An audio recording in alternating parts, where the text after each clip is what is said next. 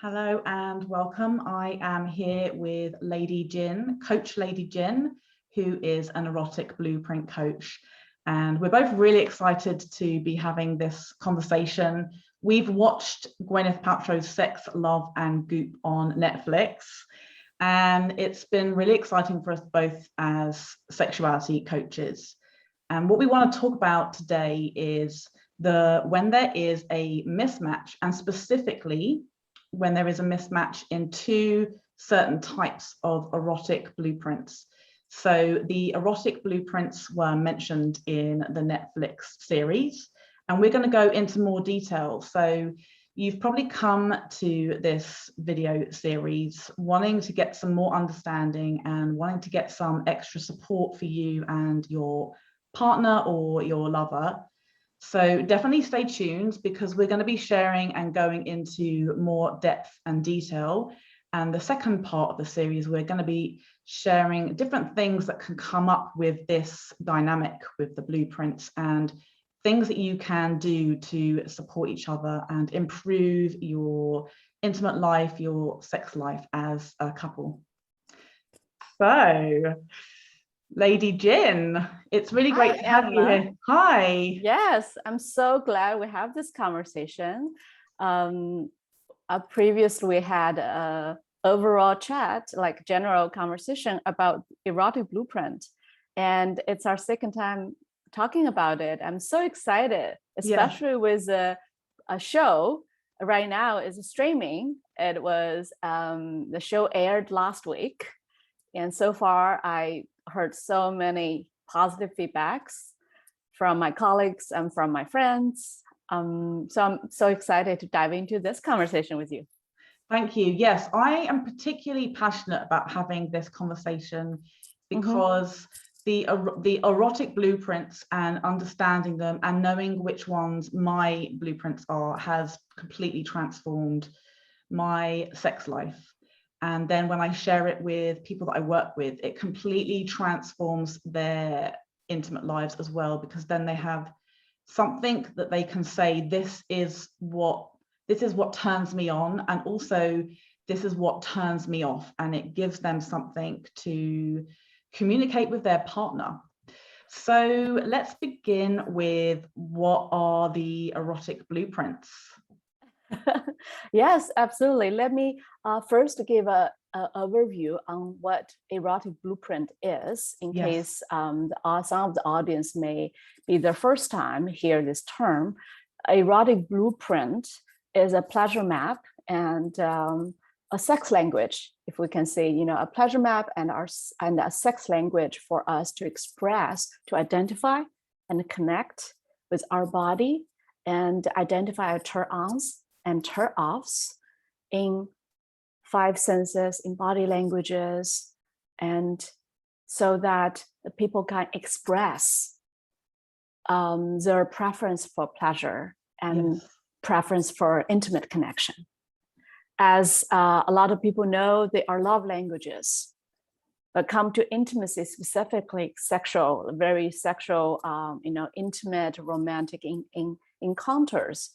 This is a sex language for us to quickly identify our preferences without, putting a lot of emphasis on guessing each other or making anybody wrong.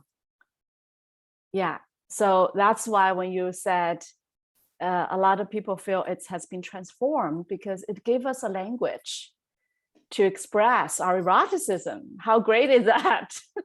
It's amazing. And when I think of the problems and the issues that arise when we don't have that language, I come across people, I talk with people, and the Netflix series is amazing at demonstrating what happens when a couple don't have that language.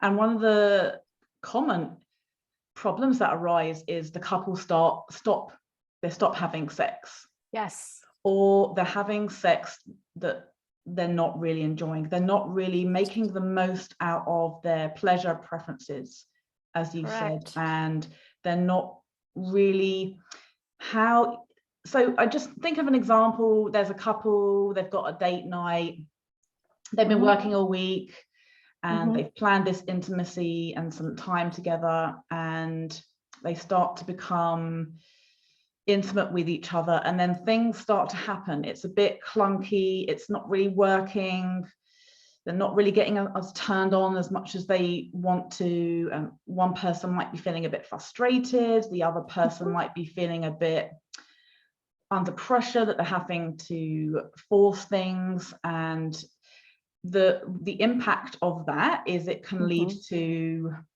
unsatisfying sex, or not having sex that they're not enjoying, which could then maybe lead to some kind of tension afterwards or argument afterwards. There's such a big knock-on effect of when a couple are sharing intimacy and unable to name what it is that they want and communicate in a way that really connects them and supports them to bring the most out of their intimacy.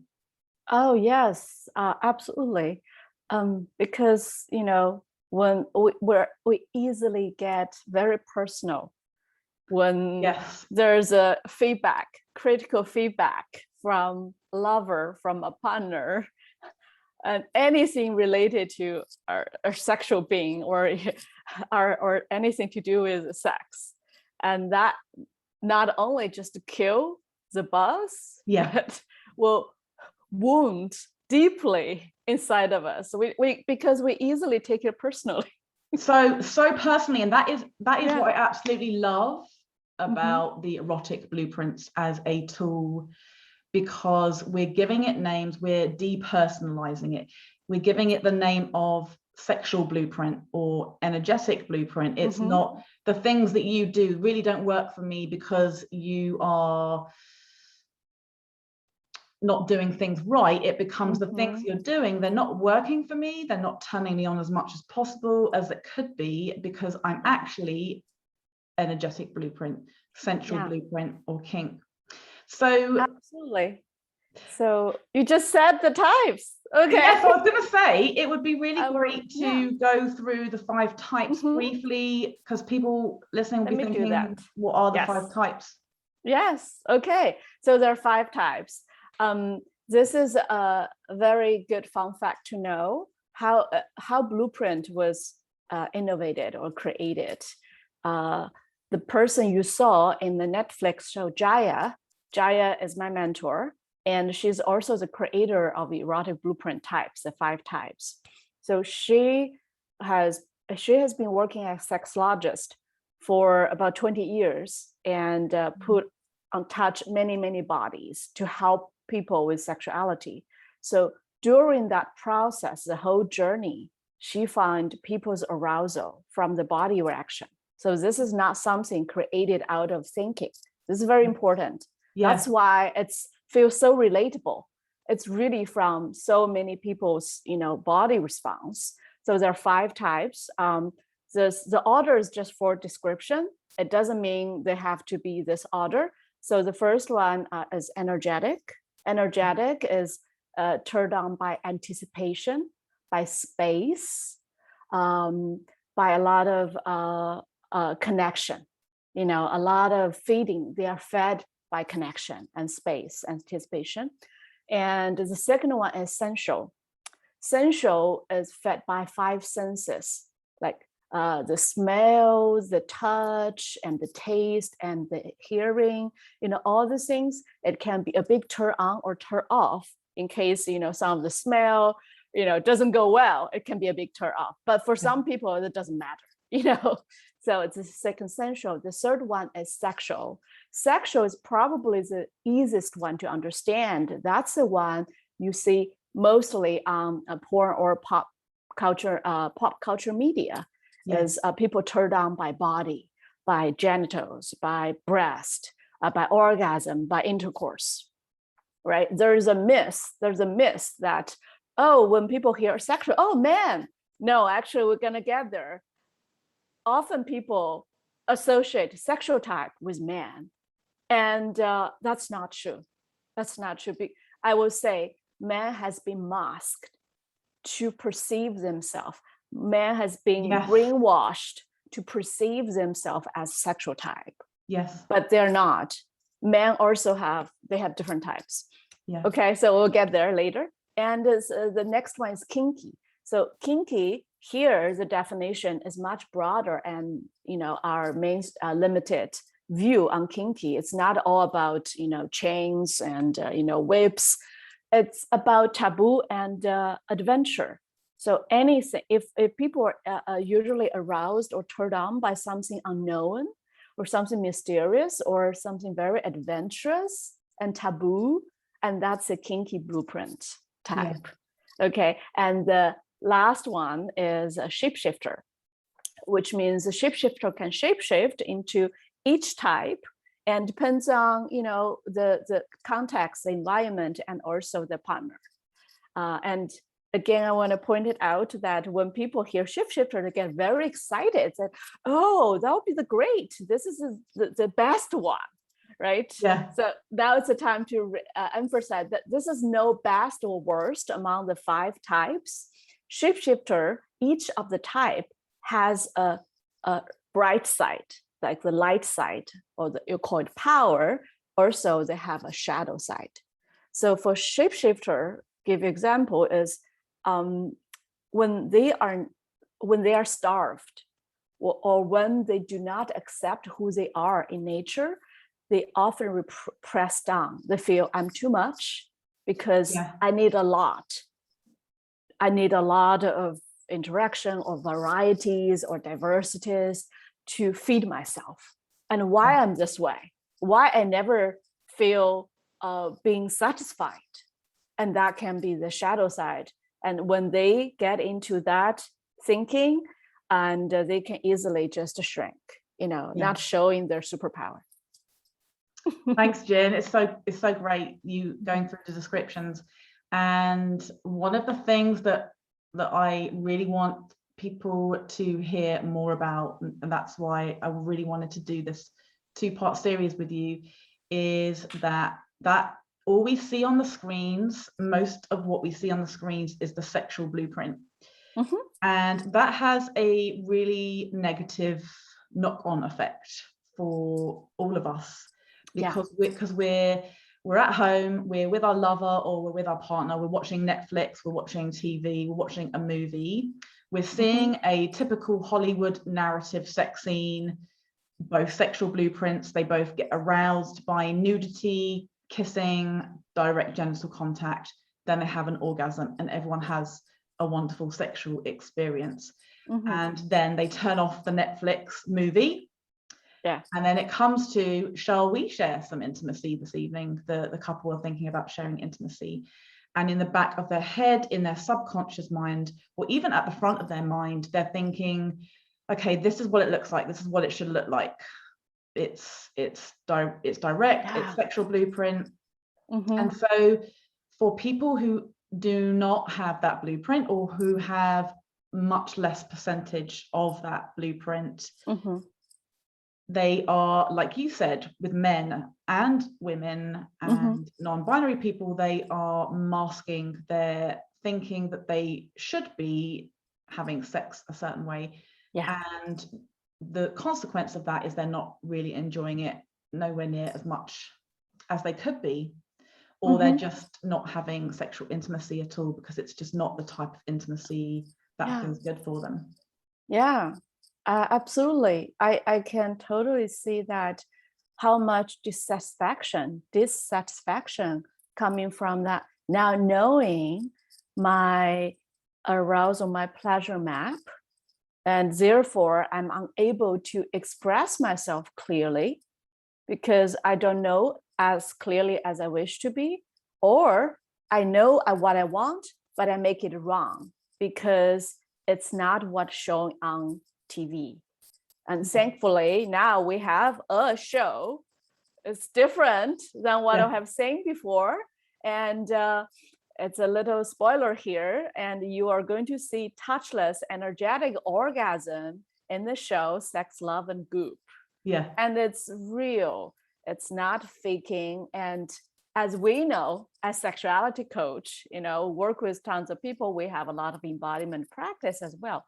Energetic orgasm is a kind of orgasm. Yeah. It's not woo-woo. And it's very real. yeah, very real and very real. I have coached people who even didn't know what it is to start with and experience it, because it's not by thinking, it's by experiencing. Yeah, exactly. So following on the lines of Netflix and the series, there is a couple in there, and they do the erotic blueprint quiz, which we can put below in the comments. And the male and female couple, they discover that, so she's got mainly energetic as her main blueprint, and then she's got kink, and he appears to have main sexual blueprints. Yes. And kink was right at the bottom. Yes. So we won't go too much into those dynamics, because that could be a whole nother video that you and I could do. Yeah. But what is the main point I want to take away from that is it's a mismatch. So Jaiya introduces that you both have a mismatch in this in the episode. And so then they start to go on a discovery journey of exploring what each of the others' blueprints feel like. How can they start to give the other blueprints language? How can they start to speak in the other person's sex language? And also be curious to try. First, help your partner experience what they are yearning for and see how great it is. Because ultimately, you want your partner to be happy, right? We all both wish that. And when we learn a new way to feed their happiness, or in terms of pleasure, happiness in the body, pleasure, right? You will see the receiver and the giver both light up.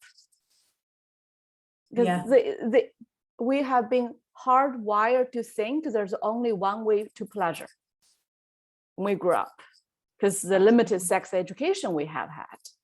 But when we open up to see there are so many different ways to pleasure, and we not only offload the burden from our shoulder, but also we get into the playground like a kid. Like, there's just so many tools I can use now, and how fun is that? So less pressure, more fun. And that's the nature of having a good sex, right? That helps. Absolutely. And so we've touched on the blueprints in this first part. We've touched on that there is actually 5 blueprints, and it's not just sexual. That isn't one form of eroticism which we've all grown up around by seeing it on the screens.